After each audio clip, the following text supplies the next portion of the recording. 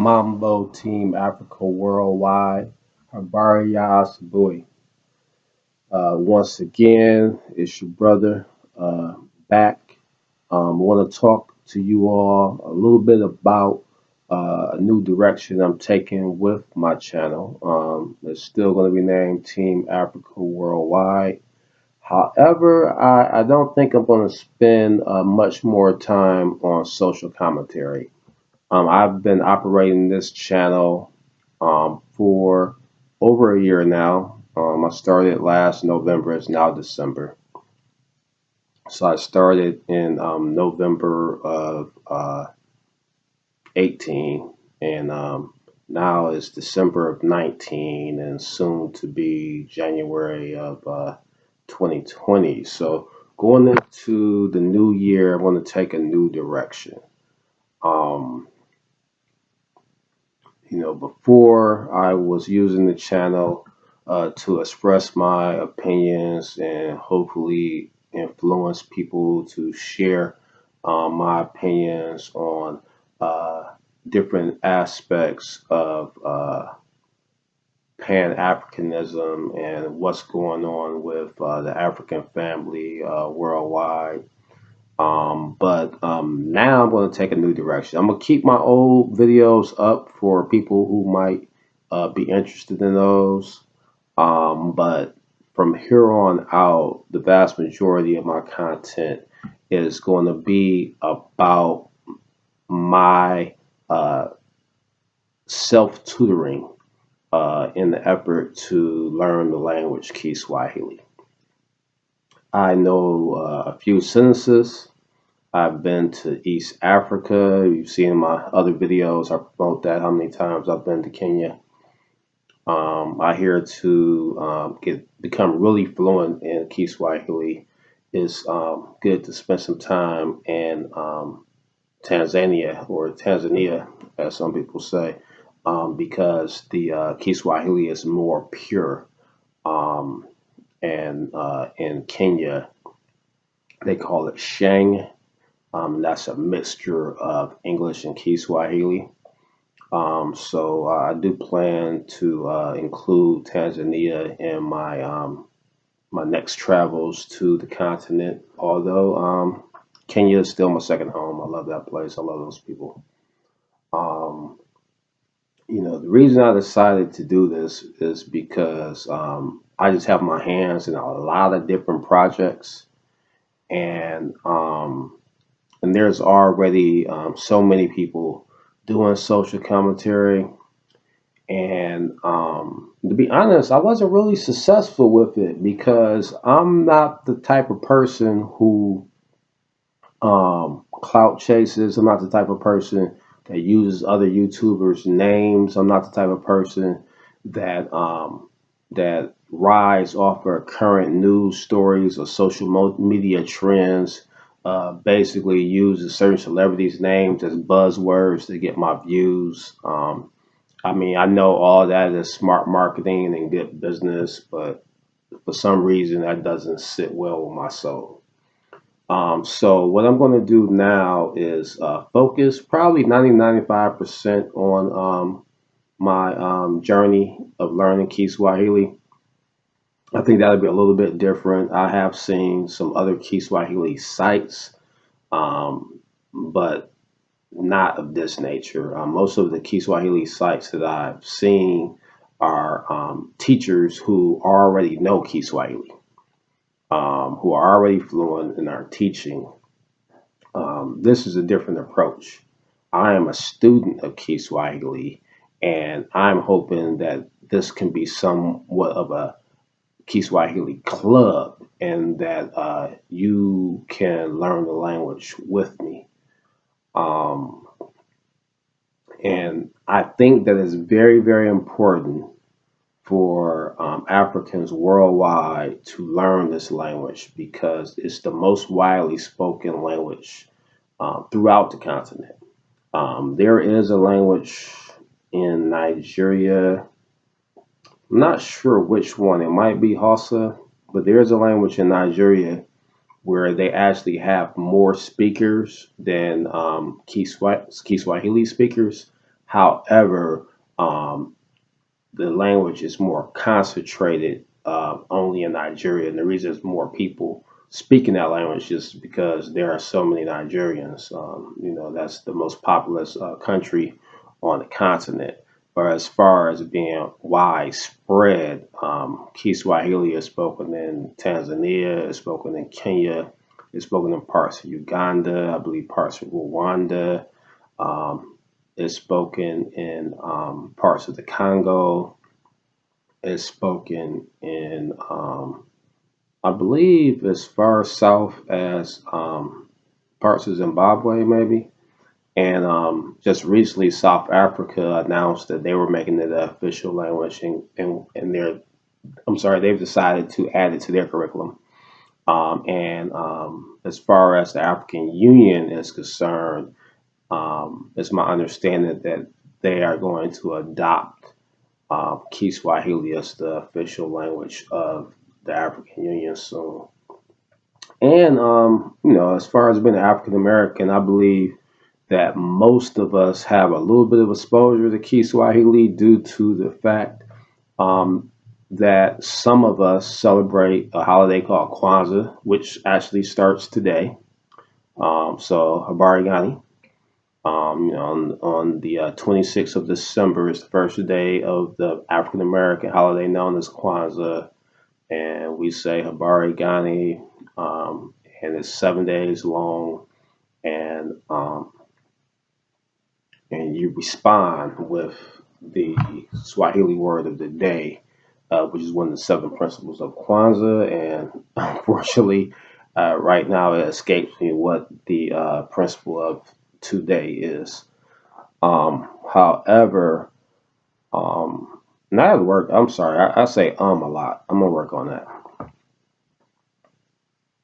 However, I believe the importance of learning Kiswahili is that language unifies people. Communication unifies people. One reason why we as African people believe that we are so different from one another is because a lot of us speak different languages, and a lot of those languages aren't even African languages. Some of us speak English, some of us speak French, some of us speak Arabic, which that debatably can be considered an African language, even though most of the people who are thought of when you think of Arabic don't look like the typical African. So when it comes to languages, Kiswahili is what's called a lingua franca, a lingua franca, and what that means is that it's a unifying language that's used for trade, it's used for business between people who speak different languages. So most people who live in Kenya, from my experience meeting people there, they usually speak a minimum of three languages. They usually speak English, they usually speak Kiswahili, they speak their mother tongue, which is the language that's spoken at home with their family. And if their parents are from two different, so-called tribes, then they might have a mother tongue and a father tongue, and it goes on. So those people are brilliant.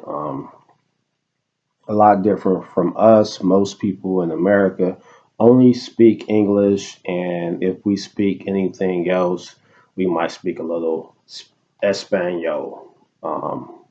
So, what I'm going to do is I'm going to promote Kiswahili. I'm not saying that non-African people can't be on this channel. However, it's not designed for you. You're welcome. Karibu. That's welcome in Kiswahili. However, this language um, uh, channel is for people who are African, and so these videos are going to be shot from an Afrocentric perspective. That's one problem I have with studying languages. Even when you're studying a language that's indigenous to Africa, A lot of the software and the books, when you use them, it's obvious that they were made with Europeans in mind. And it can be a little distracting as an African person learning your language through the eyes of a European. Um, they usually include a lot of European names, just like it's basically they use scenarios of a European visiting the African country. And no, that's not the way it's going to be done on my channel. Um, a little bit of background on Kiswahili. Some people are against Kiswahili because they say it's not a true African language. Well, to be honest, all languages have been impacted by other languages just due to coming in contact with other peoples. You even have Kiswahili words in English, such as when we say going on a safari, and we think of that as going out in a jeep and searching for lions and rhinos, but in actuality, that's the Kiswahili word for trip.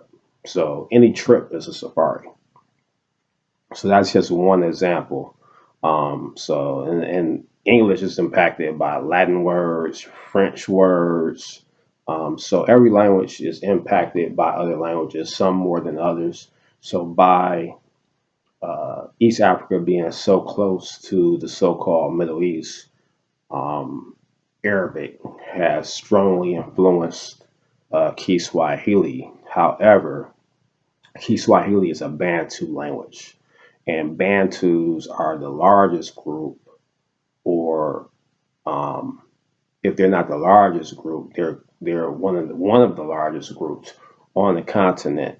Have spread throughout the continent, and so it's my understanding that if you learn Kiswahili, it will open you up to having the ability of learning other Bantu languages, which are similar.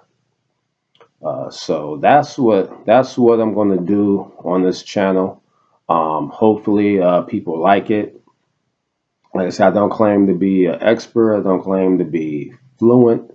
I don't claim to be functional with it, but I've received a lot of compliments from native Swahili speakers um, because I tend to mix in Kiswahili when I'm speaking to Kenyans, and they do the same thing. They go back and forth between English and Kiswahili, and I go back and forth. And so a lot of times they mistake me for a first generation American. They think sometimes that my parents might be from Kenya, but that's not the case. I am African American, born and raised. My parents, my grandparents, my great grandparents, and their parents before them.